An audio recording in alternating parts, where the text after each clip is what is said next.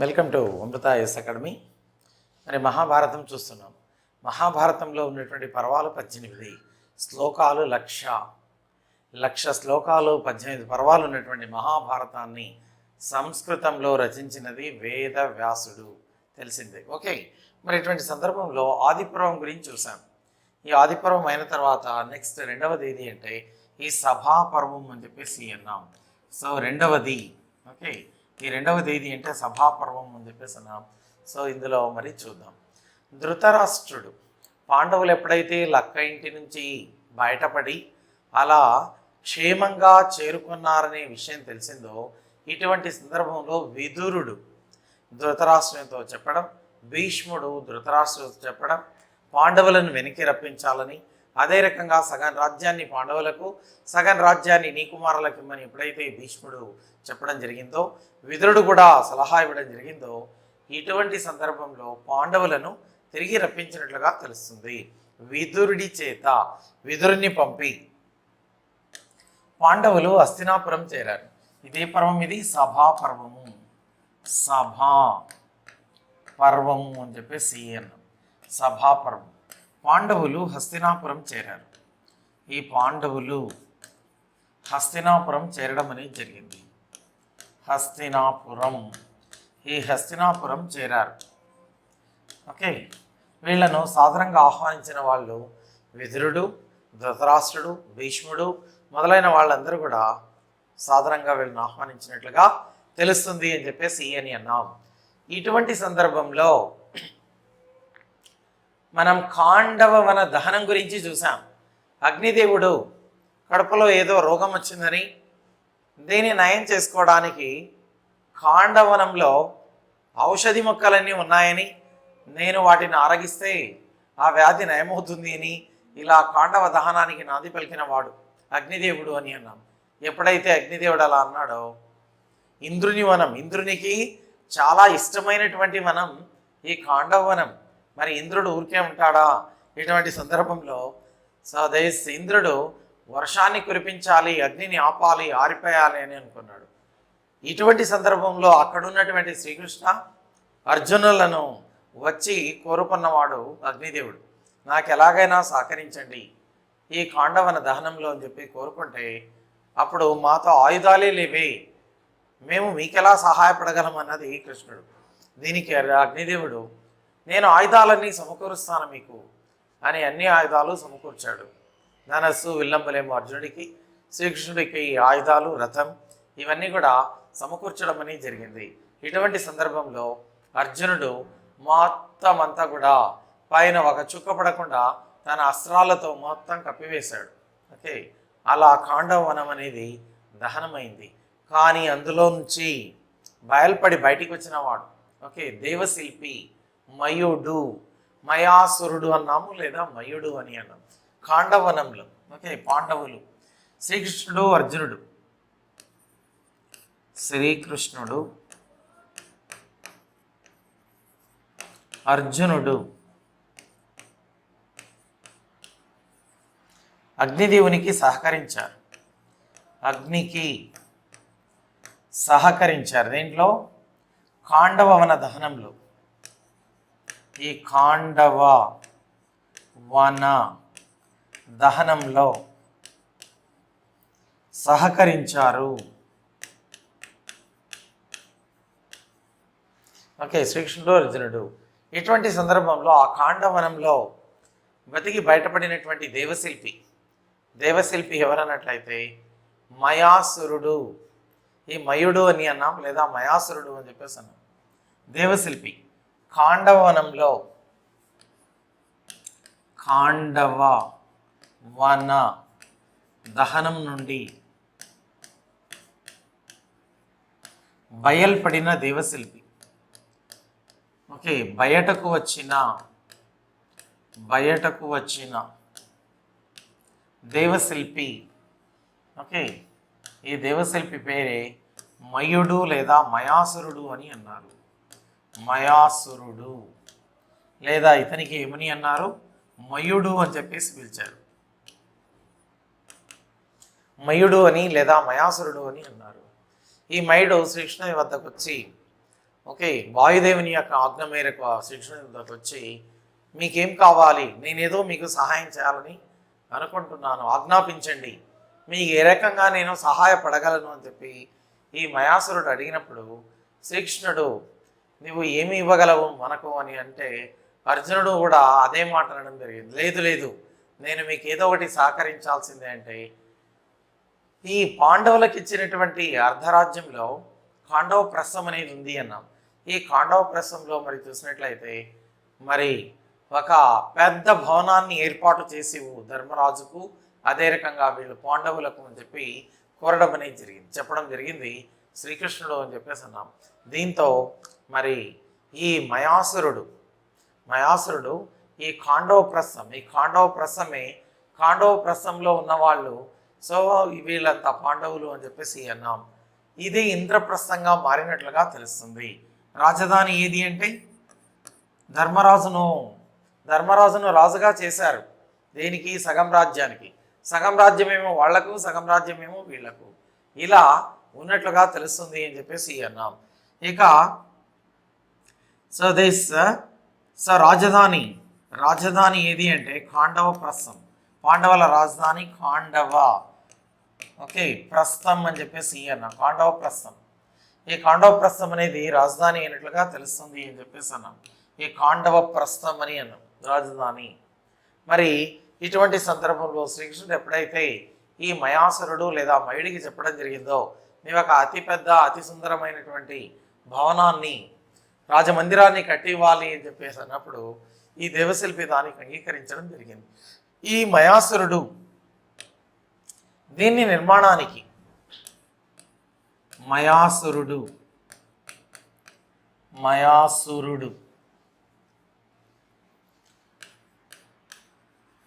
Okay,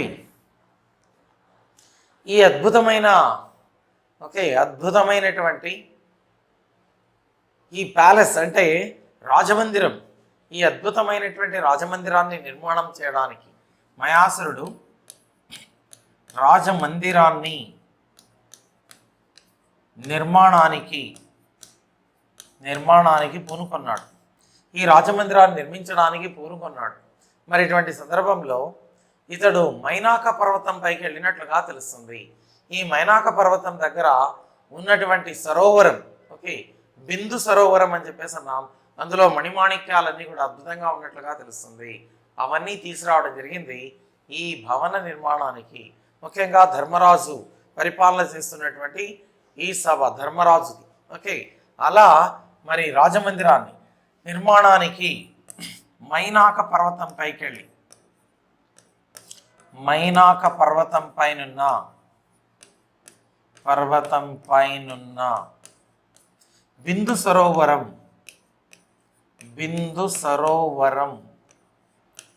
ఈ బిందు సరోవరం నుండి అన్ని కూడా విలువైనటువంటి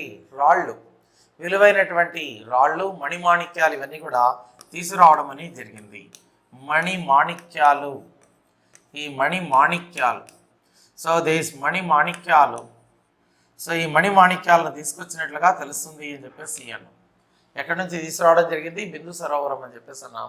అలా ఈ మయాసురుడు లేదా మయుడు అని చెప్పేసి అన్నాం. ఇతన్ని ఏమన్నాము? మయుడు. ఈ మయుడు అద్భుతమైనటువంటి మయసభ, ఓకే, ఈ మయసభ నిర్మాణం మొదలుపెట్టాడు. అనతి కాలంలోనే దాన్ని పూర్తి చేయడం జరిగింది. మయసభ అన్నాం. ఇంద్రుని సభకు ఏమాత్రం తీసిపోదిది అని అన్నది. దీంట్లో అడుగుపెట్టింది మొదట ధర్మరాజు, తర్వాత నారదుడు. దీంట్లో ఫస్ట్ అడుగుపెట్టింది ఎవరు అంటే యుధిష్ఠిరుడు లేదా ధర్మరాజు. ఆ తర్వాత ఈ భవనంలోకి అడుగుపెట్టినది ఎవరంటే నారద మహర్షి అని చెప్పేసి అన్నాం. నారద మహర్షి ఇది ఇంద్రునికి సమానంగా ఉంది, ఇంద్ర భవనానికి సమానంగా ఉందని, కుబేరుడి యొక్క భవనానికి ఇది ఏమాత్రం తీసిపోదని అలా అంత అద్భుతంగా కట్టినట్లుగా తెలుస్తుంది. మణిమాణిక్యాలని కూర్చి పేర్చి పెట్టడం. 5 పాండవులకు కూడా 5 ఇండ్లను నిర్మాణం చేసి ఇచ్చాడు.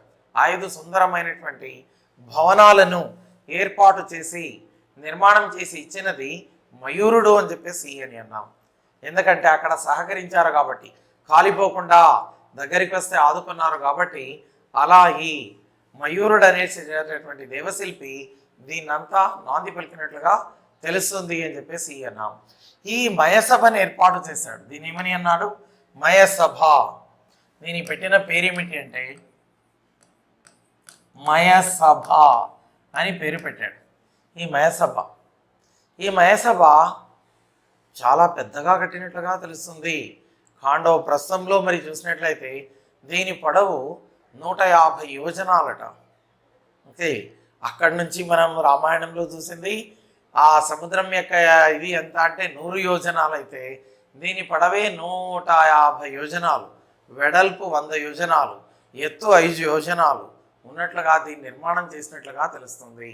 దీన్ని చూడడానికి కళ్ళు చాలవట, అంత అద్భుతమైనటువంటి విశిష్టమైనటువంటి భవన నిర్మాణం చేశాడు. పెట్టిన పేరు మయసభ.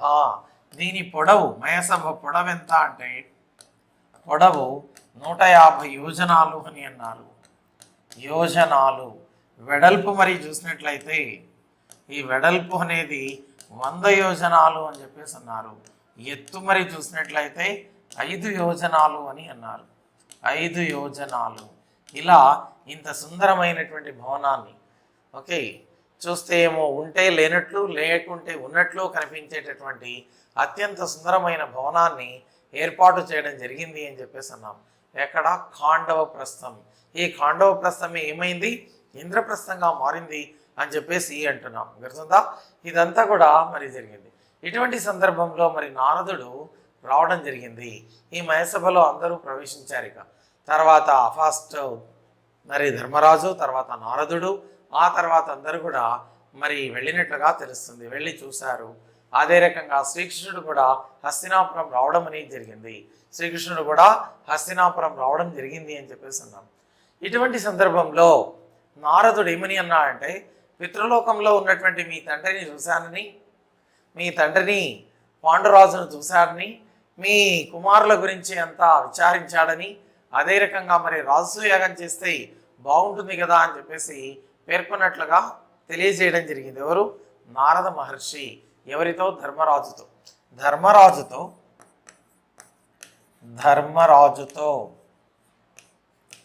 నారద మహర్షి రాజసూయ యాగం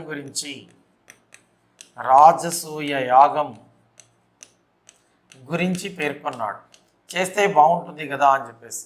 మీ యొక్క పాండవుల పేరు ప్రతిష్టలు నలుదిశలా వ్యాప్తి చెందుతాయి కదా అని పేర్కొన్నది ఎవరంటే సదేశ నారద మహర్షి అని చెప్పేసి అన్నాం. ధర్మరాజు ఇందుకు ముందు నిరాకరించాడు. మహర్షి రాజసూయ యాగం చేసినట్లయితే ఎంత నష్టం వాటిల్లుతుంది, ఎంత సంపద హరించుకుపోతుంది, మా కీర్తి ప్రతిష్టలు పక్కన పెట్టండి, కానీ ఇతర దేశాల రాజ్యంలో ఉన్నటువంటి సంపద హరించి వేయబడుతుంది, అదే రకంగా ప్రాణనష్టం ఎక్కువగా జరుగుతుంది, ఇది మరి మనకు అవసరమా? అందువల్ల ఇది అవసరం లేదు కదా అని అన్నాడు. ఇటువంటి సందర్భంలో మరి చూసినట్లయితే శ్రీకృష్ణుడు కల్పించుకొని ఏమని అన్నాడంటే, ఆర్యావర్తంలో మీ రాజ్యం యొక్క ఆధిపత్యాన్ని అందరూ అంగీకరిస్తున్నారు, కానీ ఒక జరాసంధుడు మాత్రమే క్రూరంగా పరిపాలన చేస్తున్నాడు. ఆ జరాసంధుని లేకుండా చేసినట్లయితే ఇక ఏ ఇబ్బంది ఉండదు. రాజసూయాగం ఎవరైనా మీరు చేసుకోవచ్చు, ప్రాణ నష్టం ఇందులో ఏం జరగాల్సిన అవసరం లేదు. ఎందుకంటే అందరూ మీ యొక్క పరిపాలనను, మీ యొక్క ఆధిపత్యాన్ని ఆర్యావర్తంలో అంగీకరిస్తున్నారు. అందువల్ల ఇటువంటి సందర్భంలో స్వదేశ ఉత్తర దిగ్విజయ యాత్రలకు, దక్షిణ దిగ్విజయ యాత్రలు, తూర్పు దిగ్విజయ యాత్రలు, పశ్చిమ దిగ్విజయ యాత్రలు, ఇలా అందరినీ పంపండి, అంతే, నష్టమైతే ఏం లేదు అందులో అన్నవాడు శ్రీకృష్ణుడు అని చెప్పేసి అన్నాం. దీనికి అంగీకరించినది మరి ధర్మరాజు. శ్రీకృష్ణుడు చెప్పిన మాటలకు ఇక వాసుదేవుడు చెప్పినట్లయితే ఏదైనా జరిగినట్లే అని చెప్పేసి దానికి అంగీకరించడం జరిగింది. గుర్తుందా? ఇటువంటి సందర్భంలో మొదట మరి చూసినట్లయితే ఈ జరాసంధుని వధించాలి అని చెప్పేసి నిర్ణయించారు. ఎందుకంటే ఈ జరాసంధుడు మగధను పరిపాలిస్తున్నవాడు. జరాసంధుని వధించిన తర్వాత ఈ దిక్కులకంతా వెళ్ళాలని నిర్ణయించుకున్నారు. జరాసంధుడు అని చెప్పేసి అన్నాం. చూడు, ఎవరితను? జరాసంధుడు.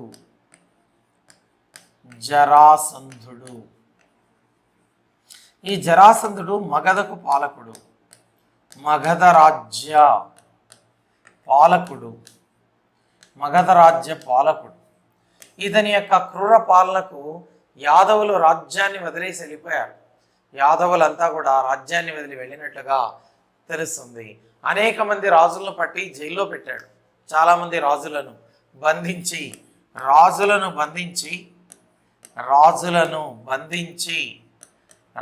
బంధించి జైల్లో ఉంచడం జరిగింది. జైల్లో ఉంచడం జరిగింది అని చెప్పేసి అన్నాం. చాలా క్రూరమైన స్వభావం కలిగిన వాడు జరాసంధుడు. కానీ బ్రాహ్మణులంటే మాత్రం ప్రీతికా పాత్రంగా ఉన్నటువంటి వాడు. చాలా క్రూరమైన పాలన జరాసంధుడిది. ఈ జరాసంధుని వధిస్తే సరిపోతుంది అని అన్నారు.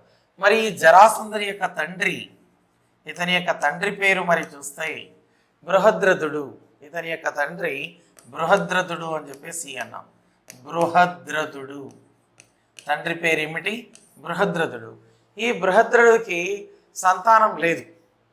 మరి ముందు మరి చూసినట్లయితే ఇతను జరాసంధుడు జన్మించడానికంటే ముందు ఈ బృహద్రథుడికి సంతానం లేదు. మగధ రాజ్యం అని చెప్పేసి అన్నాం.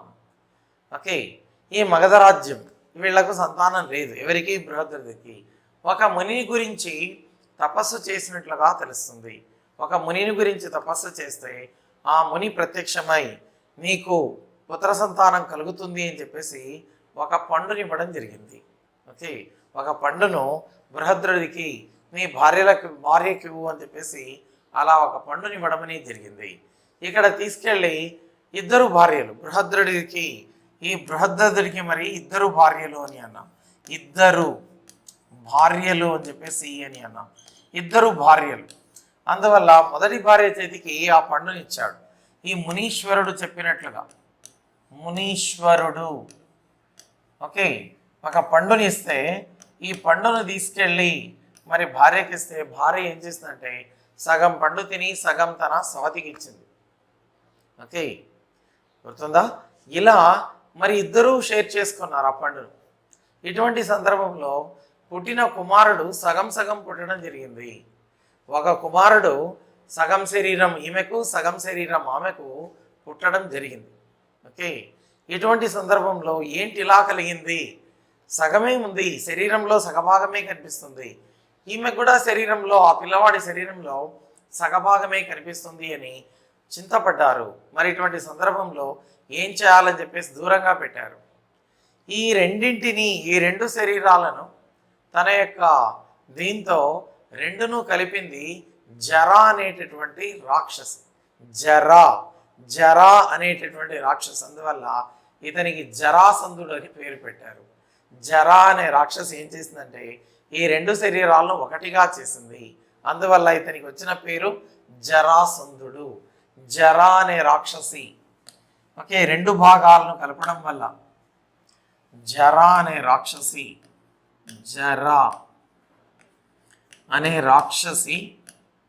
ఓకే, ఈ జరా అనే రాక్షసి రెండు భాగాలను కలపడం వల్ల శరీరంలోని ఈ రెండు భాగాలను కలిపింది. అందువల్ల ఇతడికి ఏమని పేరు పెట్టారు? జరాసంధుడు అని పేరు పెట్టారు. జరాసంధుడు అని పేరు పెట్టారు. ఈ జరాసంధుడి సైన్యాధ్యక్షుడు శిశుపాలుడు. జరాసంధుడి సైన్యాధ్యక్షుడు మరి చూసినట్లయితే శిశుపాలుడు అని చెప్పేసి అన్నాం. ఈ శిశుపాలుడు చేది రాజ్యాన్ని కూడా పరిపాలన చేశాడు.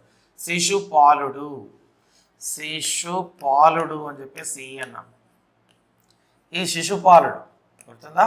జరాసంధుడి యొక్క సైన్యాధ్యక్షుడు జరాసంధుడు. ఇతని సైన్యాధిపతి అని చెప్పేసి అన్నాం. ఇతని సైన్యాధిపతి శిశుపాలుడు.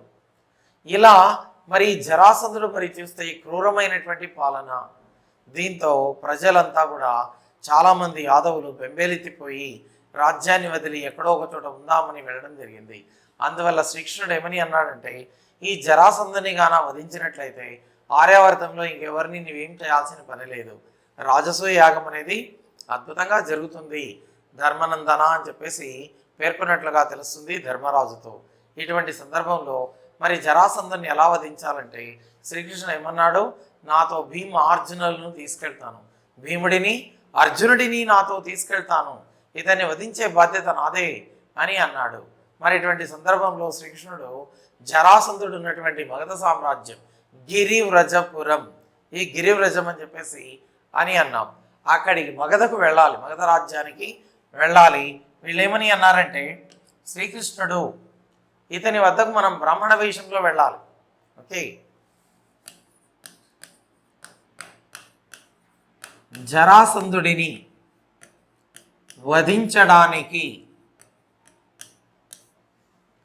శ్రీకృష్ణుడు వీళ్ళతో ఏమని అన్నాడంటే మనం బ్రాహ్మణ వేషంలో వెళదాం, బ్రాహ్మణులు అంటే అతని గౌరవం, ఆ తర్వాత మనం వచ్చిన పనిని చెప్దామని చెప్పేసి పేర్కొన్నట్లుగా తెలుస్తుంది. ముగ్గురు బ్రాహ్మణ వేషాలు వేసుకున్నారు, బ్రాహ్మణుల మాదిరి వేషాలు వేసుకొని అలా మరి ఈ జరాసంధుడి మగధ రాజ్యానికి వెళ్ళారు. మగధ రాజ్యానికి వెళ్ళారు. ఎవరెవరు వీళ్ళు? కృష్ణుడు, భీముడు,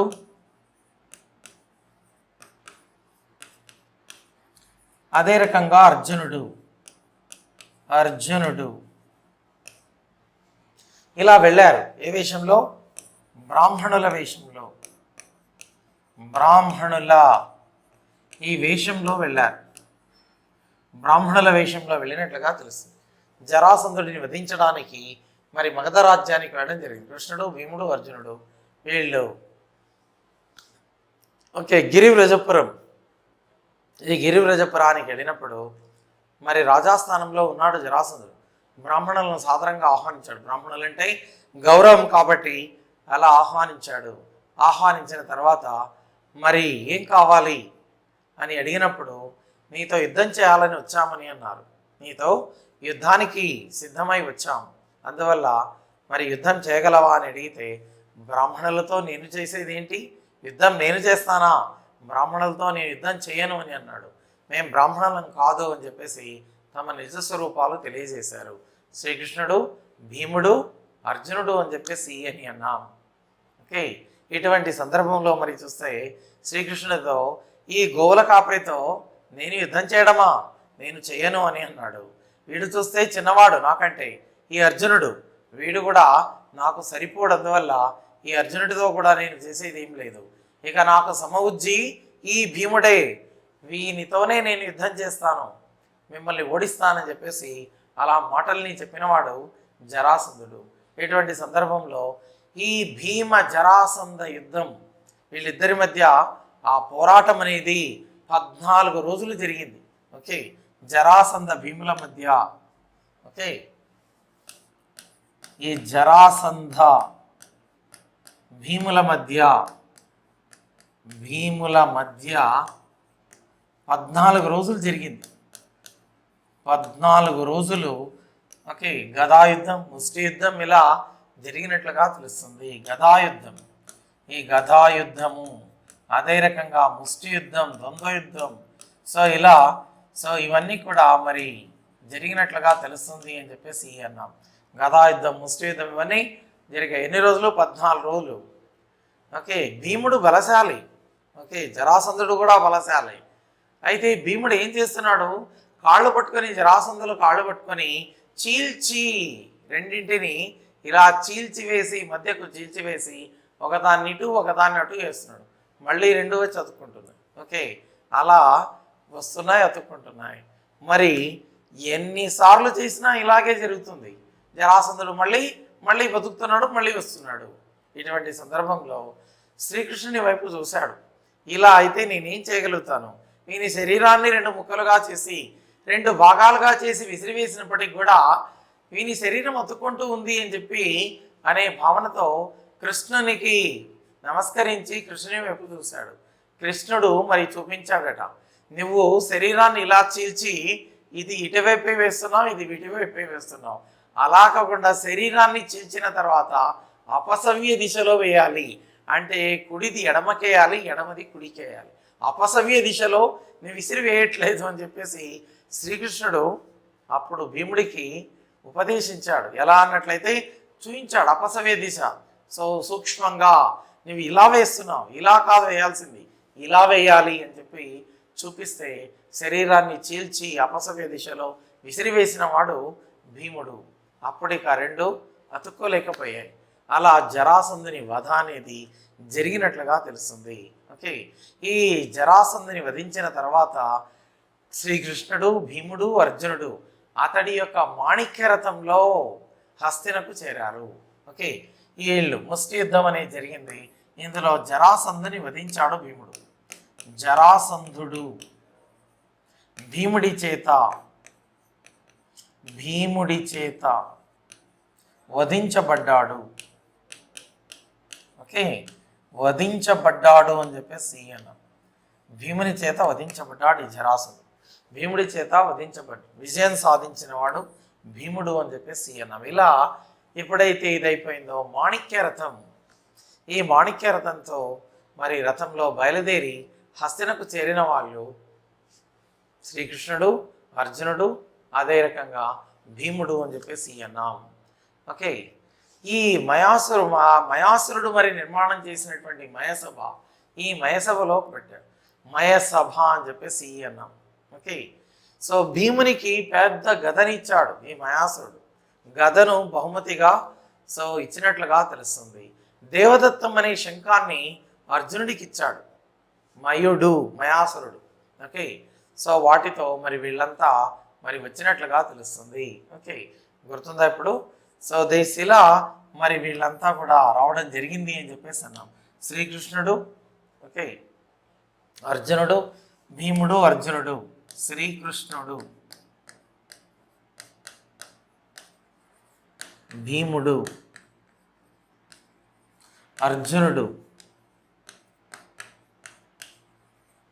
వీళ్ళంతా మాణిక్య రథంలో ఈ మాణిక్య రథంలో హస్తినకు చేరారు. మాణిక్య రథానికి రథసారథి గరుత్మంతుడు. రథసారథి మరి చూస్తే గరుత్మంతుడు. ఈ గరుత్మంతుడు రథసారథి. అలా వీళ్ళంతా కూడా ఈ మాణిక్య రథంలో ప్రయాణం చేసి హస్తినకు రావడం జరిగింది.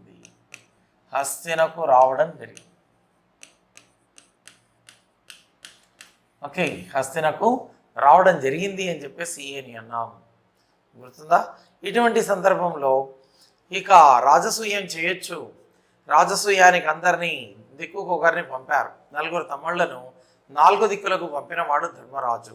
రాజసూయ యాగం అని అంటున్నాం. ఓకే, ఈ రాజసూయ యాగం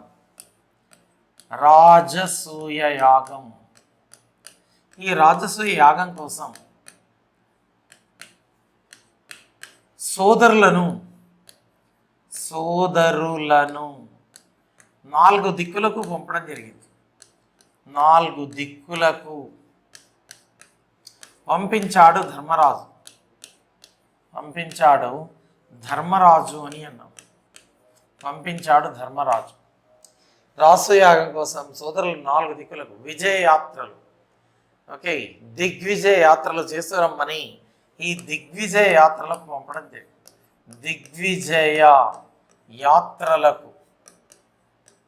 ఈ దిగ్విజయ యాత్రలకు పంపడం జరిగింది.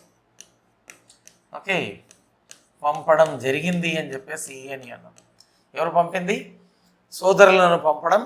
సో పంపించాడు ధర్మరాజు అన్నాం. రాజసూయ యాగం కోసం ఓకే తూర్పుకు భీముని పంపించడం జరిగింది. ఉత్తరానికి మరి చూసినట్లయితే అర్జునుడిని పంపడం జరిగింది. పశ్చిమానికి నకులుడిని పంపడం జరిగింది. అలా ఒక్కొక్క దిక్కుకు ఒక్కొక్కరిని పంపాడు. దిగ్విజయ యాత్రలకు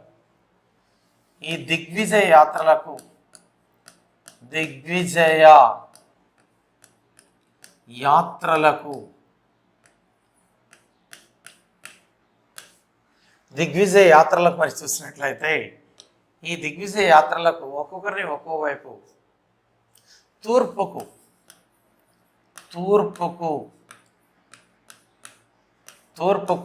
భీముడిని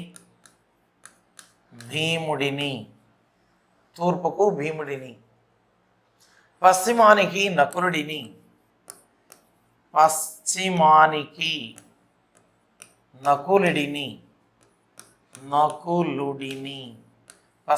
నకులుడిని, ఉత్తరానికి అర్జునుడిని, అర్జునుడిని. అదే రకంగా ఓకే దక్షిణానికి సహదేవుణ్ణి, దక్షిణానికి సహదేవుణ్ణి, సహదేవుణ్ణి పంపడం అనేది జరిగింది. ఇలా ఈ దిగ్విజయ యాత్రకు ధర్మరాజు ఓకే దిగ్విజయ యాత్రలకు సోదరులను తన సోదరులను తన సోదరులను అన్ని దిక్కులకు పంపినట్లుగా తెలుస్తుంది. తూర్పునకు భీముణ్ణి, పశ్చిమానికి నకులుడిని, ఉత్తరానికి అర్జునుడిని, దక్షిణానికి సహదేవుని, ఇలా అన్ని దీనిలకు దిశలకు పంపడం జరిగింది. దిగ్విజయ యాత్రలు చేసుకొని చాలా విజయవంతంగా వచ్చిన వాళ్ళు. ఎందుకంటే ఎక్కడ ఎదురు తిరిగితే కదా యుద్ధం చేయాల్సింది. ఎదురు తిరగకుండా నీ యొక్క అధికారాన్ని నేను ఒప్పుకుంటున్నాను, నీకు ఎప్పుడైనా నేను సహకరించడానికి సిద్ధంగా ఉన్నాను మహారాజా అని అంటే ఎవరు మాత్రం వాళ్ళతో యుద్ధం చేస్తారు? ఎవరు యుద్ధం చేయరు. అలా మరి దిగ్విజయ యాత్రలని తిరుక్కొని వచ్చిన వాళ్ళు వీళ్ళందరూ అని చెప్పేసి అన్నాం. భీముడు, నకులుడు, అర్జునుడు, సహదేవుడు వీళ్ళంతా మరి రాజసూయ యాగం మొదలు పెట్టండి అన్నప్పుడు రాజసూయ యాగానికి యజ్ఞానికంతా తయారైందంతా కూడా యజ్ఞగుండం ఏర్పాటు చేశారంతా కూడా. ఋషులు, మునులు ఓకే వీళ్ళందరినీ ఆహ్వానించారు. ముఖ్యంగా మరి చూసినట్లయితే రాజసూయ యాగానికి భీష్ముడు, ద్రోణాచార్యుడు, కృపాచార్యుడు, నారద మహర్షి ఇలా అనేక మందిని దీనికి ఆహ్వానించినట్లుగా తెలుస్తుంది. రాజసూయ యాగానికి మరి అనేక మందిని ఆహ్వానించారు. రాజసూయ యాగానికి ధర్మరాజు, రాజసూయ యాగానికి ధర్మరాజు ముఖ్యులను ఆహ్వానించాడు. ముఖ్యులందరినీ ఆహ్వానించాడు. ఈ ముఖ్యులందరినీ ఆహ్వానించినట్లుగా తెలుస్తుంది. ఇందులో ముఖ్యంగా భీష్ముడు, ద్రోణాచార్యుడు, కృపాచార్యుడు ఓకే దీంట్లో ముఖ్యంగా భీష్ముడు అని చెప్పేసి అన్న ముఖ్యంగా మరి చూసినట్లయితే భీష్ముడు ఓకే ద్రోణాచార్యుడు అదే రకంగా కృపాచార్యుడు నారద మహర్షి, శ్రీకృష్ణుడు ఓకే నారద మహర్షి మొదలైన వీరందరినీ ఆహ్వానించినట్లుగా తెలుస్తుంది. ఈ రాజసూయ యాగానికి అని చెప్పేసి అన్నాము. చాలా అద్భుతంగా జరిగింది రాజసూయ యాగం అంతా. చాలా చక్కగా ఆశీర్వచనాలని చేశారు, ఆశీర్వదించారు. పాండవులు సుభిక్షంగా పరిపాలన చేయాలి అని చెప్పేసి అన్నారు. ఓకే ఇటువంటి సందర్భంలో వీళ్ళందరినీ ఆహ్వానించడం ధృతరాష్ట్రుడు వీళ్ళంతా ఉన్నారు. భీష్ముడు, ధృతరాష్ట్రుడు వీళ్ళందరినీ ఆహ్వానించడం జరిగింది. మరి ధర్మరాజు అని చెప్పేసి అన్నాం. ఇలా ఎప్పుడైతే అద్భుతంగా జరిగిందో ఇందులో శిశుపాలుడు కూడా ఒకడు. శిశుపాలుడు మొదలైన వారి అందరినీ ఆహ్వానించడం అనేది జరిగింది. ఇటువంటి సందర్భంలో మరి చూసినట్లయితే రాజసూయ యాగం అనేది విజయవంతమై చాలా చక్కగా చేశారు. ఇక చివరగా అర్ఘ్యం ఇవ్వాలి అన్నారు. ఎవరైతే సమున్నతమైన వ్యక్తి ఉన్నాడో, ఎవరైతే ఉన్నతంగా ఉన్నాడో అటువంటి వానికే అర్ఘ్యం ఇవ్వాలి చివరగా అని చెప్పేసి మరి నారద మహర్షి చెప్పడం. అదే రకంగా మరి చూసినట్లయితే విదురుడు వీళ్ళంతా చెప్పడం అనేది జరిగింది. ఇటువంటి సందర్భంలో మరి ఎవరికి అర్ఘ్యం ఇవ్వాలి అని అన్నప్పుడు ఇంకెవరికి అర్ఘ్యం ఇస్తాం, ఇంకెవరికి ఇవ్వాలి? ఇక్కడ ఉన్నటువంటిది ఎవరు? వాసుదేవుడు. శ్రీకృష్ణుడికే ఇది అర్ఘ్యం ఇవ్వాలి అని చెప్పేసి అని అన్నాం. ఓకే ఇదంతా శ్రీకృష్ణుడికే అర్పించాలి అని చెప్పేసి అన్నారు. అర్ఘ్యం ఇవ్వాలి అని చెప్పేసి అన్నారు. ఓకే ఈ రాజసూయ చివరి అంకంలో రాజసూయ యాగం చివరగా అర్ఘ్యం ఇవ్వడం. ఈ అర్ఘ్యం ఇవ్వడం ఎవరికి అన్నట్లయితే శ్రీకృష్ణుడికి అని అన్నారు. శ్రీకృష్ణుడికి ఇవ్వండి అని చెప్పేసి నిశ్చయించారు. ఓకే, భీష్ముడు, అదే రకంగా వీళ్ళంతా ఎవరున్నారు? ఉన్నదే శ్రీకృష్ణుడు. అందువల్ల శ్రీకృష్ణుడికి అర్ఘ్యం ఇవ్వాలి అన్నప్పుడు శిశుపాలుడు దీన్ని నిరాకరించాడు. ఏమని అన్నాడు శిశుపాలుడు? ఈడేమైనా జ్ఞానవంతుడా? శ్రీకృష్ణుడు ఏమైనా జ్ఞానవంతుడా, లేదా వీరాది వీరుడా, లేదా బ్రాహ్మణుడా? ఇతడు దీనికి తగుతాడా అని చెప్పేసి తూలనాడాడు. శ్రీకృష్ణుణ్ణి వీడేమైనా వీరుడా అని అన్నాడు, అదే రకంగా ఏమైనా బ్రాహ్మణుడా అని అన్నాడు, లేదా జ్ఞానవంతుడా అని అన్నాడు, లేదా వృద్ధుడా అని అన్నాడు. ఇలా అనేక రకాలుగా ఈ శ్రీకృష్ణుడిని దూషించినది, శ్రీకృష్ణుడిని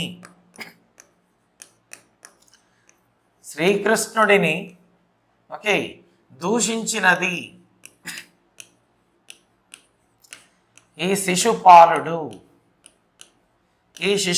దూషించాడు. ఎప్పుడైతే మరి శిశుపాలుడు దూషించాడో, శిశుపాల మీ అమ్మ నాకు అత్త అవుతుంది, అందువల్ల నేను ఇంతవరకు చూస్తూ ఊరుకున్నాను. 100 తప్పుల వరకు క్షమించాలని కోరింది. ఎన్ని తప్పులు? 100 తప్పుల వరకు క్షమించాలి నీ అల్లుణ్ణి అని కోరింది మేనత్త. అందువల్ల నువ్వు బతికి బయటపడ్డావు. ఇప్పుడు ఆ 100వ తప్పు కూడా అయిపోయింది, ఇక నిన్ను క్షమించేది లేదు. మీ అమ్మకిచ్చిన మాట ప్రకారం 100 తప్పులు క్షమిస్తానన్నాను, 100 తప్పులు కూడా క్షమించాను, ఇక నిన్ను ఉపేక్షించేది లేదు శిశుపాల అని చెప్పేసి తన దివ్యమైనటువంటి చక్రాన్ని వదలడం జరిగింది, ప్రయోగించడం జరిగింది. ఓకే, శ్రీకృష్ణుడు తన దివ్యమైనటువంటి చక్రాన్ని శిశుపాలుడిపై ప్రయోగించాడు. శ్రీకృష్ణుడు తన దివ్యమైన చక్రాన్ని దివ్యమైనటువంటి చక్రాన్ని శిశుపాలునిపై ప్రయోగించాడు. ఇలా మరి ఇదంతా కూడా జరిగింది. శిశుపాలుడు మరి మరణించడం జరిగింది అని చెప్పేసి అన్నాం. శిశుపాలుడు ఇక తలను మెడను కత్తిరించేసింది. ఓకే, శ్రీకృష్ణుడు యొక్క దివ్యమైనటువంటి చక్రం మరి చూస్తే తలను అంటే శిరస్సును మెడను కత్తిరించేసింది. అలా శిశుపాల వధ జరిగినట్లుగా తెలుస్తుంది అని చెప్పేసి అన్నాం. ఇక మయసభకు వీళ్ళంతా వచ్చారు, మయసభ గురించి విన్నారు. మయసభ ఇంత అద్భుతంగా ఉందా? దీని పొడవు 150 యోజనాలు, 100 యోజనాలేమో చూసినట్లయితే వెడల్పు, 5 యోజనాల ఎత్తు. ఉన్నది ఉన్నట్లుగా కనిపిస్తుంది, ఉన్నది లేనట్లుగా కనిపిస్తుంది. మరి ఇంతటి అద్భుతమైనటువంటి ఈ సభామండపాన్ని కట్టినటువంటి మయూరుడు ఓకే మాకు కట్టలేదే అనేటటువంటి ఈర్ష్య ఎక్కువైంది. ఎవరిలో? కౌరవుల్లో, ముఖ్యంగా దుర్యోధనుడిలో చాలా ఎక్కువైపోయింది. అదే రకంగా ధృతరాష్ట్రుడు కూడా వచ్చి చూశాడు, ఇంత పెద్దగా కట్టారా, మణి మాణిక్యాలన్నీ కూడా పొదగబడి ఉన్నాయి గోడల్లో అంతా కూడా. చాలా అద్భుతమైనటువంటి ఈ మయసభను చూసి ఇంద్రసభగా ఉంది ఇది అని అందరూ మెచ్చుకున్నారు. ఇది కుబేరుని యొక్క సభ మాదిరి ఉంది అన్నారు. అలా మరి అందరూ ఇంత మెచ్చుకుంటే ఇతనికి ఏమైంది? ఈ దుర్యోధనుడికి సరే ఒకసారి తిలకించి వద్దామని వెళ్ళాడు. ఈ మయసభనంతా నేను చూడాల్సిందే అని వెళ్ళినవాడు దుర్యోధనుడు. ఈ దుర్యోధనుడు మయసభకు వెళ్ళాడు. ఈ మయసభకు వెళ్ళినటువంటి ఈ దుర్యోధనుడికి ఏమైందంటే, ఒక చోట ద్వారం ఉంది అంటే అక్కడ ద్వారం లేదు, ఒక చోట ద్వారం లేదు అనుకుంటే ద్వారం ఉంది, ఇలా అంతా కనిపిస్తుంది. అది ఆ పెట్టిన పేరే మయసభ అని చెప్పేసి అన్నాం. ఓకే, ఇటువంటి సందర్భంలో చాలా అద్భుతంగా కట్టాడు. ఎవరు? మయూరుడు. ఎక్కడి నుంచి? మైనాక పర్వతం నుండి, బిందు సరోవరం నుండి తీసుకొచ్చాడు. అనేకంగా అక్కడి నుంచి తీసుకొచ్చిన వాటిని ఉపయోగించి 5 మందికి 5 మందిరాలని ఏర్పాటు చేసి ఈ మయసభను అద్భుతంగా కట్టినటువంటి ఘనత ఇతడిది. ఓకే, దేవశిల్పి అయినటువంటి మయూరుడు అని చెప్పేసి అన్నాం.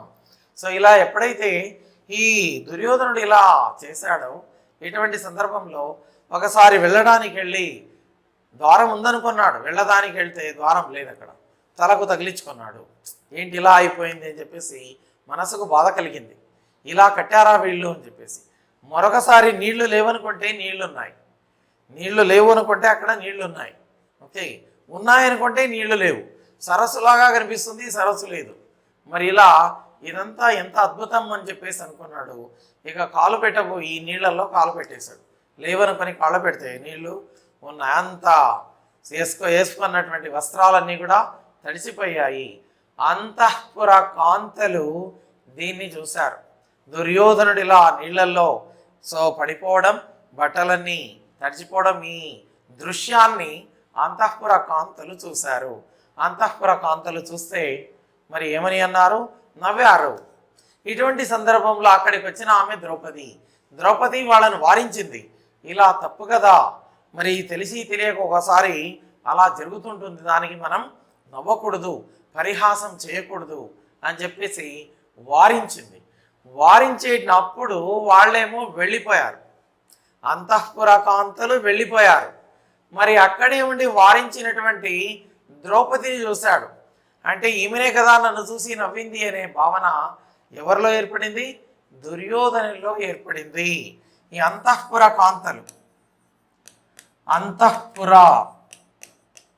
కాంతలు వీళ్ళు చూసి నవ్వడం జరిగింది. అదే రకంగా అక్కడికి వచ్చిన ఆమె ద్రౌపది. ఈ ద్రౌపది రావడం అనేది జరిగింది. ఎప్పుడైతే ద్రౌపది వచ్చిందో నన్ను చూసి నవ్వింది. ఎలాగైనా ద్రౌపదికి గుణపాఠం చెప్పాల్సిందే, నేను ఎలాగైనా పాండవులందరికీ గుణపాఠం చెప్పాల్సిందే. ఇంత మయసభన ఇది, దీని ఎంత సంపద ఉండాలి, దీన్ని ఎలాగైనా నేను హరించాలి, ఎలాగైనా నా వైపుకు తీసుకోవాలి అనే దురాలోచన ఎవరికి పుట్టింది? దుర్యోధనుడికి. అదే విషయాన్ని తండ్రికి చెప్పాడు. తండ్రి, చూడు మయసభ ఎంత బాగుంది, పిలిచి అర్ధరాజ్యం ఇచ్చావు, వాళ్ళ రాజ్యం ఇంత అద్భుతంగా ధనధాన్యాలతో ఇదంతా తొలతూగుతూ ఉంది, మనకేమో చూస్తే ఇలా ఉంది, మరి నువ్వే ఏదైనా చేయాలని చెప్పేసి అని అన్నాడు. ఇక వీళ్ళంతా దుష్ట చతుష్టయమని అన్నారు. దుష్టులంతా ఒక చోట చేరారు. ముఖ్యంగా దుర్యోధనుడు ఎవరిని అడిగాడు?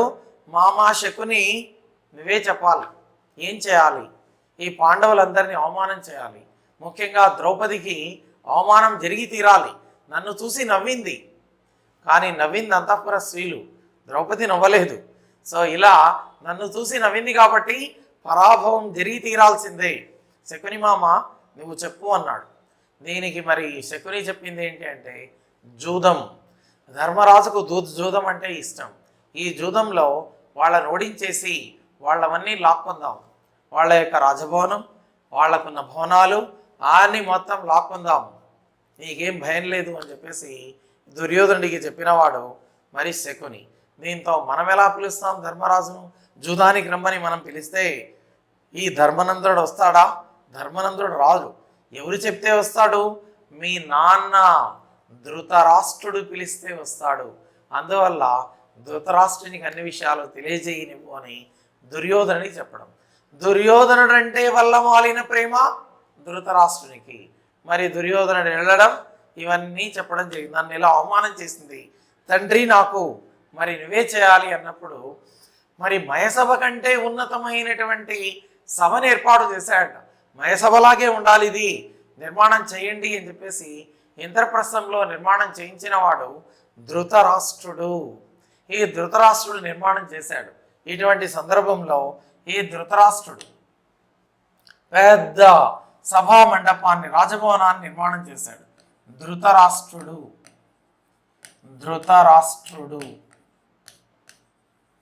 ఓకే, సుందరమైనటువంటి భవనాన్ని ఏర్పాటు చేసి, రాజమందిరాన్ని ఏర్పాటు చేసి, సుందరమైన రాజమందిరాన్ని ఏర్పాటు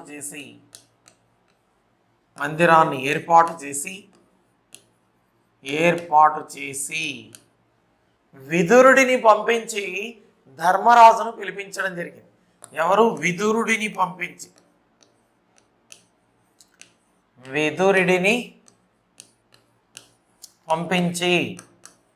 ధర్మరాజును పిలిపించారు.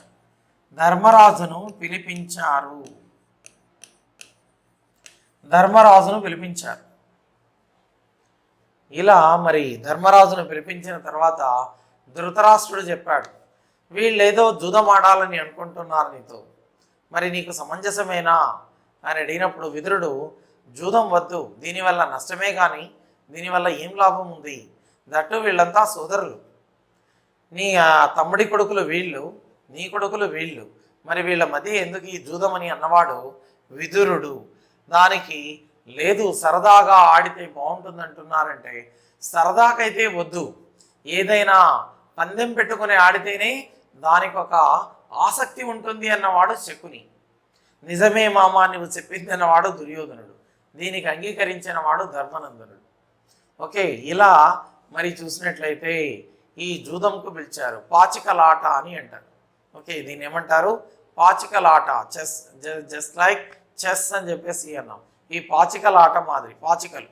ఓకే, ఈ పాచికలాటకు పిలిచారు, జూదం. ఈ జూదానికి పిలిచినట్లుగా తెలుస్తుంది. మరి జూదానికి ఎవరు ఆడాలి?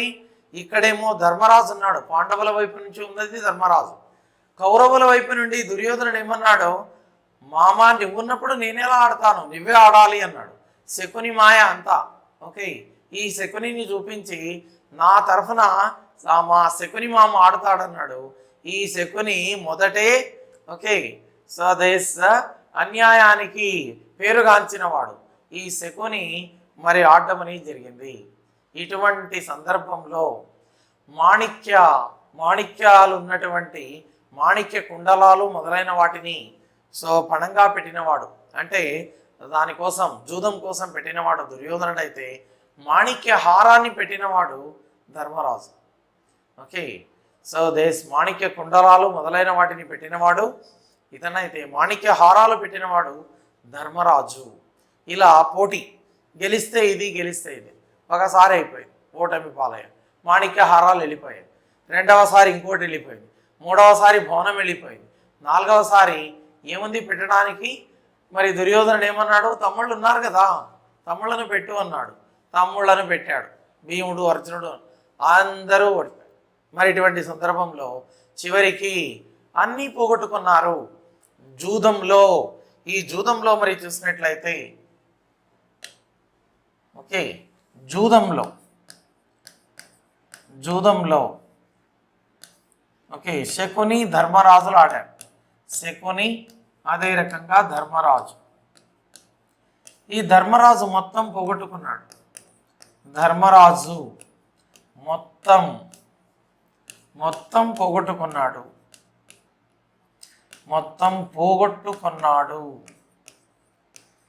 ఓకే, మొత్తం పోగొట్టుకున్నాడు. ధర్మరాజు మొత్తం పోగొట్టుకున్నాడు. ఇటువంటి సందర్భంలో ఎప్పుడైతే పోగొట్టుకున్నాడో దుర్యోధనుడు ఏమన్నాడు, ద్రౌపది ఉంది కదా, ద్రౌపదిని కూడా పెట్టుకోవచ్చు, మీరు పందెంలో పెట్టుకోవచ్చు అన్నారు. అటువంటి సందర్భంలో ధర్మరాజు ద్రౌపదిని కూడా పెట్టాడు. ద్రౌపదిని కూడా పందెంలో పెట్టాడు. పందెంలో పెట్టడం అనేది జరిగింది ద్రౌపదిని కూడా. మరి ఇటువంటి సందర్భంలో ఓడిపోయాడు, పూర్తిగా ఓడిపోయాడు. ఇటువంటి సందర్భంలో మరి చూసినట్లయితే ఇక గత్యంతరం లేకుండా పోయింది. గత్యంతరం అనేది లేకుండా పోయింది.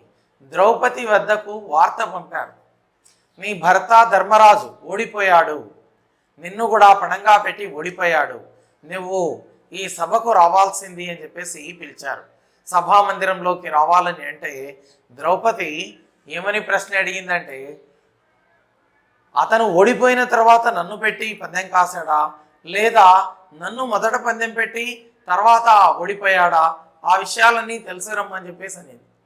నన్ను ముందు పందెం పెట్టాడా, లేదా ధర్మరాజు ఓడిపోయిన తర్వాత నన్ను పందెం పెట్టాడా, లేదా అలా కాకుండా ముందు నన్ను పందెం పెట్టి తర్వాత అతను ఓడిపోయాడా, ఎలా, ఈ విషయాలు నాకు తెలియాలి కదా, వెళ్ళి అని చెప్పి అంటే, ఇటువంటి సందర్భంలో ఈ ప్రశ్నలు అడిగింది ఆమె, నేను సమాధానాలు చెప్పలేకపోయానంటే మరి అది ధర్మనందునికే తెలియాలి, తాను ముందు ఓడిపోయాడా, ఈ సమాధానం అతడే చెప్పాలని అందరూ అంటే వీళ్ళంతా చూస్తూనే ఉన్నారు. భీష్ముడున్నాడు, ద్రోణుడున్నాడు, ధృతరాష్ట్రుడు ఉన్నాడు, అర్జునుడు ఉన్నాడు, నకుల సహదేవులు వీళ్ళంతా ఉన్నారు, చూస్తూనే ఉన్నారు ఏం జరుగుతుంది ఇక్కడ. అన్న చూస్తే ధర్మనందనుడు పెద్దవాడు అందరికంటే, ఇవన్నీ పెట్టాల్సిన అవసరం లేదు, వీళ్ళతో జుడమాదాల్సిన అవసరం మనకేమొచ్చింది, మన ఖాండవ ప్రస్థాన్ని అద్భుతంగా పరిపాలన చేసుకుంటూ ప్రశాంతంగా నడిచిపోతుంది. సో ఎక్కడ చూసినా ప్రజలు సుఖ సంతోషాలతో ఉన్నారు. ఇటువంటి సందర్భంలో ఈ ధర్మనందన ఎలా చేశాడు దీన్ని అని చెప్పేసి ఆలోచనలో పడినవాడు భీముడు, అర్జునుడు, నకుల, సహదేవులు. మరి ఇలా జరుగుతుంది ఏంటి? అప్పుడు దుర్యోధనుడు మరి ఇలా చెప్తే ఆమె రాదు, ద్రౌపది రాదు. ఎందుకంటే వీనికి ఉన్నదల్లా మనసులో నన్ను చూసి నవ్వింది, ఖచ్చితంగా పరాభవం చేయాల్సిందే అని. ఇటువంటి సందర్భంలో మరి ఏమని అన్నాడు అన్నట్లయితే దుశ్శాసనుడి చెప్పాడు. దుశ్శాసన పోయి ఆమెను జుట్టు పట్టుకొని ఈడ్చుకురమ్మన్నాడు. అదే చేసిన వాడు ఈ దుశ్శాసనుడు. వీడు అతిపెద్ద మూర్ఖుడు. ఈ దుశ్శాసనుడు అనేవాడు తెలివి లేనివాడు. మరి ఈ దుశ్శాసనుడు మరి చూస్తే వెళ్ళి ఎవరిని తీసుకొచ్చాడు? జుట్టు పట్టి ఈ ద్రౌపదిని తీసుకొచ్చినట్లుగా తెలుస్తుంది. ద్రౌపదిని ఈ ద్రౌపదిని దుశ్శాసనుడు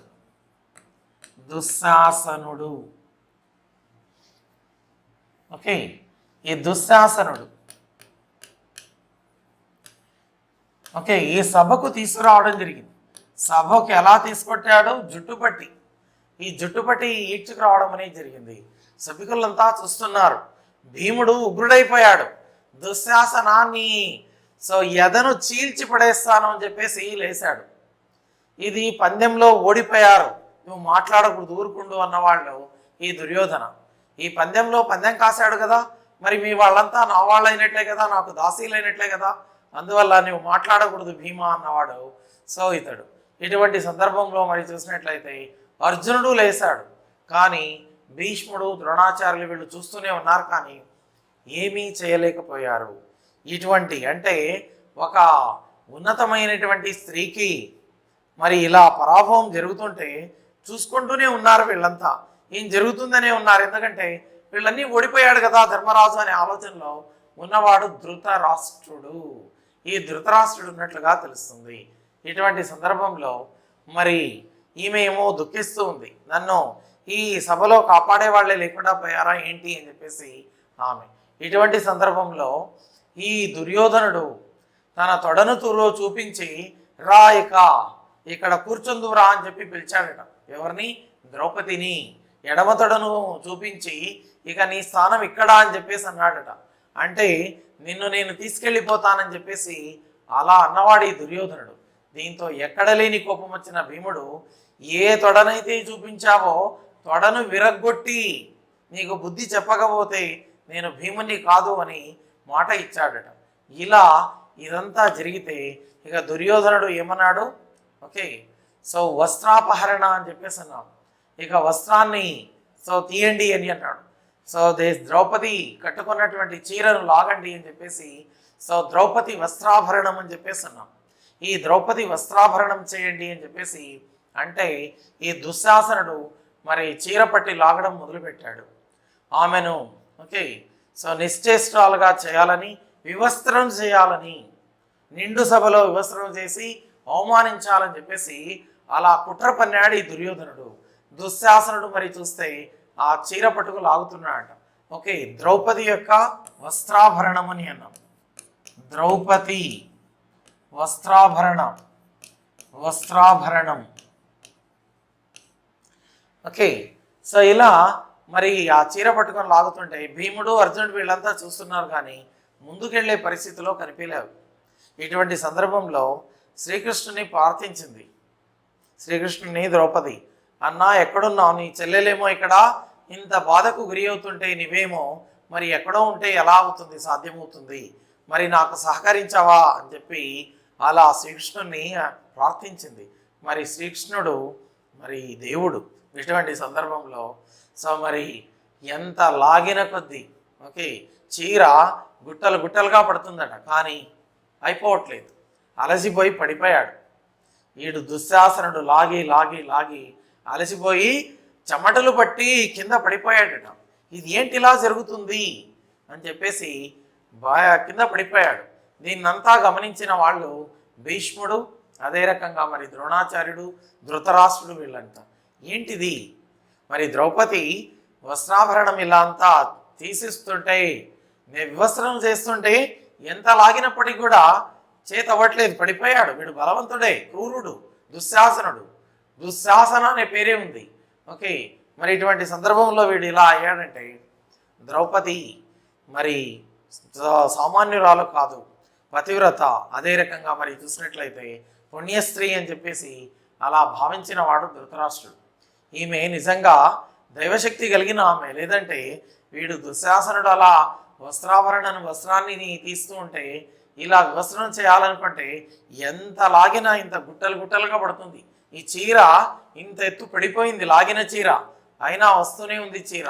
మరి ఈమె దైవశక్తి సంపన్నురాలే, అందువల్ల ఈమెను ఇలా చేయడం తగదు, ఆపండి అని ఆపినవాడు ధృతరాష్ట్రుడు. తెలుసుకున్నాడు ఈమెను అవమానించడం సరికాదేమో, వెనకాల ఖచ్చితంగా దైవశక్తి ఉంది ఈమెకు అని చెప్పి అలా నువ్వు 2 వరాలు కోరుకోమని అన్నాడు. ఈ ఎవరినైతే పందెంలో పెట్టి ఓడిపోయామో వీళ్ళందరినీ వదిలేయాలి మీరు, నా భర్తలందరినీ అంటే ధర్మరాజు, భీమ, అర్జున, నకుల, సహదేవులందరినీ స్వేచ్ఛగా వదిలివేయాలని చెప్పేసి ఆ వరం కోరింది. ఇంకొక వరాన్ని మరి కోరుకోమన్నాడు. ఇంకొక వరం నాకు అవసరం లేదనింది. కానీ 2 వరాలు అన్నాను కాబట్టి మీ రాజ్యాన్ని కూడా పెట్టి ఓడిపోయాడు ధర్మనందనుడు, నీ రాజ్యం మీకే ఇచ్చివేస్తున్నానని చెప్పేసి అలా ఇవ్వడమని జరిగింది. ఇలా మొదటిసారి జరిగింది. ఓకే, మనకు ఎగ్జామినేషన్లో ఓకే ద్రౌపది యొక్క వస్త్రాపహరణం ఎక్కడా అని అడగవచ్చు. ఏ పర్వంలో ఉంది అని సభాపర్వంలో మనకు కనిపిస్తుంది. ఓకే, సభాపర్వంలో ఉంది. వస్త్రాన్నంతా ఇచ్చేయడం అనేది భంగం చేయడం లేదా ఆమెకు అగౌరవాన్ని తీసుకువచ్చేటటువంటి చర్య ఎక్కడ కనిపిస్తుంది మనకు అంటే ఇక్కడే కనిపిస్తుంది. దుర్యోధనుడు తన తొడను చూపించి కూర్చోమని ఏ పర్వంలో మనకు కనిపిస్తుంది? సభాపర్వంలోనే మనకు కనిపిస్తుంది అని చెప్పేసి అన్నాం. శిశుపాల వధ సభాపర్వంలోనే కనిపిస్తుంది. జరాసంధుని వధ ఇందులోనే. ఇలా ఇవన్నీ కూడా గుర్తుండాలి. అలా సరే అని వెళ్ళిపోయారు. కానీ దుర్యోధనుడి మనస్సు మాత్రం శాంతించలేదు ఏమాత్రం కూడా. తండ్రి ఎంత పని చేశావు, వరం ఇచ్చేసావు, నేనేమో వాళ్ళని వెళ్ళగొట్టాలనుకున్నా, నువ్వేమో వరం ఇచ్చేసి ఇలా చేసావంటే దేశ కుమారాన్ని చేసింది తప్పే. లేదంటే ఈ దుశ్శాసన వీడు ఎంత బలవంతుడు, చాలా బలవంతుడు. వీడు లాగిన కొద్దీ వస్త్రాలు వస్తూనే ఉన్నాయి, కానీ ఆమెనైతే ఎవరు వివస్త్రాన్నైతే చేయలేకపోయారు కదా. నిండు సభలో ఆమెను అవమానం చేయాలనుకున్నారు, కానీ అది జరగలేదు. ఇది నాకు తెలుసు, దీని వెనక ఎవరున్నారని కూడా నాకు తెలుసు. అందువల్ల వద్దు కుమారా అని చెప్పేసి అలా చెప్పడం జరిగింది. కానీ తిరిగి మళ్ళీ కూడా ఏం చేశాడు?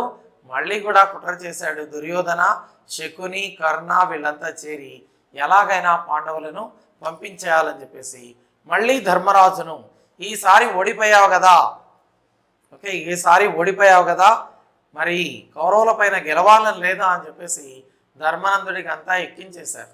ఓకే, ఎవరు? ఈ కౌరవుల వైపు ఉన్న వాళ్ళు ఎక్కించి మళ్ళీ ఒకసారి ధృతరాష్ట్రుని చేతని ఈ ధర్మరాజును ఈ జూదానికి పిలిపించారు. ఇప్పుడు ఏమని పందెం కాశారంటే ఈ ఆభరణాలు ఇవి కాదు, రాజమందిరాలు ఇటువంటివి కాదు, మేము ఓడిపోతే 12 సంవత్సరాల వనవాసం, 1 సంవత్సరం అజ్ఞాతవాసం చేస్తాం అని అన్నవాడు మరి దుర్యోధనుడు. మీరు ఓడిపోయినా ఇదే చేయాలి, 12 సంవత్సరాలు వనవాసం అంటే అరణ్యవాసం, 1 సంవత్సరం అజ్ఞాతవాసం చేయాలి అని చెప్పి పేర్కొన్నట్లుగా తెలుస్తుంది. దీనికి ఇరు వర్గాల వారు అంగీకరించారు. పూర్తిగా మరి ఏమైంది? మళ్ళీ జూదంలో పూర్తిగా ఓడిపోయిన వాడు ధర్మనందనుడు. ధర్మరాజు ఓడిపోయినట్లుగా తెలుస్తుంది అని చెప్పేసి అన్నాం. రెండవసారి జూదంలో ఓడిపోయాడు.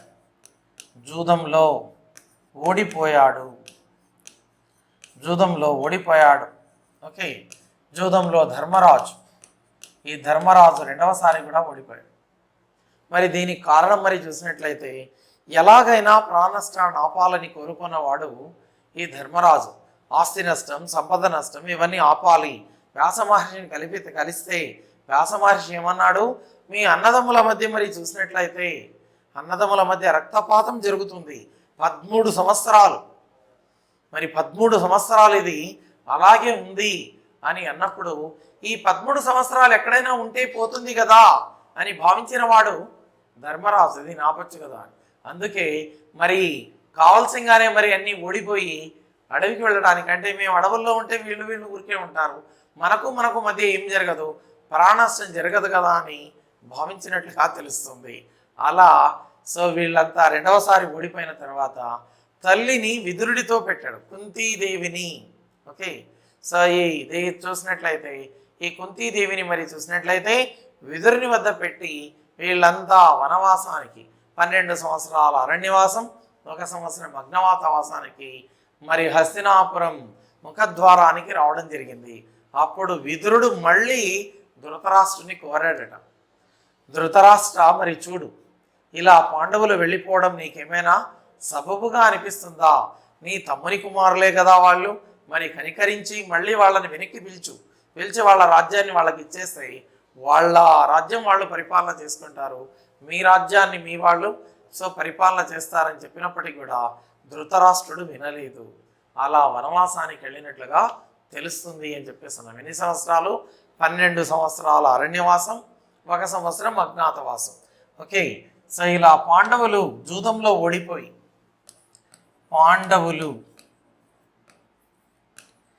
జూదంలో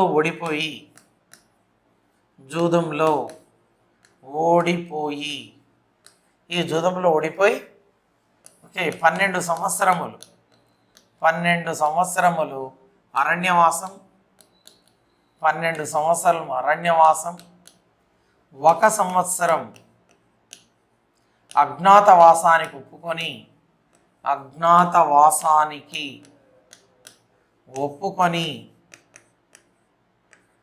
ఒప్పుకొని వెళ్ళినట్లు తెలుస్తుంది అని చెప్పేసి అన్నాం. ఇదంతా కూడా మరి ఎక్కడ కనిపిస్తుంది మనకు? సభాపర్వంలో కనిపిస్తుంది. ఓకే, విదురుడు మళ్ళీ చెప్పాడు ఎవరితో? ధృతరాష్ట్రునితో, కానీ వినలేదు. తల్లి కుంతీదేవిని ఎక్కడ పెట్టారు? కుంతీదేవిని విదురుని ఇంట్లో పెట్టారు. విదురుని ఇంట్లో పెట్టడం జరిగింది అని చెప్పేసి అన్నాం. ఓకే, ఇలా మరి ఇదంతా కూడా జరిగింది అని అన్నాం. ఇదంతా కూడా మరి సభాపర్వము. ఓకే, సభాపర్వంలో ఉన్నటువంటి ముఖ్యమైన అంశాలని కూడా మరి గుర్తుపెట్టుకోవాలి. ఓకే, తర్వాత మనకి 5 పర్వాలు, దాదాపుగా ఒక 5 పర్వాస్ మాత్రమే కొంచెం పెద్దవి. ఓకే, ఈ సభాపర్వం అయిన తర్వాత మరి చూస్తే అరణ్య పర్వం, అదే రకంగా విరాట పర్వం, ఉద్యోగ పర్వం, ఇవి కొంచెం పెద్దవే. తర్వాత వచ్చేటువంటి చిన్న చిన్న పర్వాలు. ఓకేనా? Right, thank you.